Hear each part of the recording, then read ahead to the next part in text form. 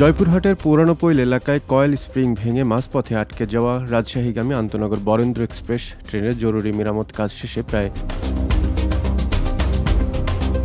৩ ঘণ্টা পর পার্বতী সান্তাহার রুটে ট্রেন চলাচল স্বাভাবিক হয়েছে।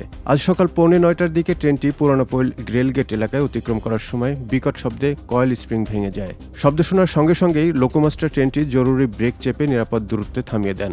এতে বড় ধরনের দুর্ঘটনা ও হতাহত থেকে রক্ষা পান যাত্রীরা। ট্রেনটি মাঝপথে আটকে যাওয়ায় পার্বতীপুর সান্তাহার রুটে সব ধরনের ট্রেন চলাচল সাময়িক বন্ধ হয়ে যায়। ট্রেনটি রেল লাইনের উপর বিকল হয়ে পড়ায় গন্তব্যগামী যাত্রীরা চরম ভোগান্তিতে পড়েন। পরে রেলওয়ে টেকনিক্যাল টিম ও ওয়েম্যানদের যৌথ প্রচেষ্টায় ত্রুটি সারিয়ে ট্রেনটি সচল করা হয়। জয়পুরহাট স্টেশন মাস্টার রফিক চৌধুরী জানিয়েছেন, মেরামতের কাজ শেষ হলে ট্রেনটি প্রায় ৩ ঘণ্টা পর ধীরে ধীরে দুপুর 12টার দিকে জয়পুরহাট স্টেশনে নিরাপদে নিয়ে আসা হয়। এরপর লাইনটি ট্রেন চলাচলের জন্য বিপদমুক্ত ঘোষণা করা হয়।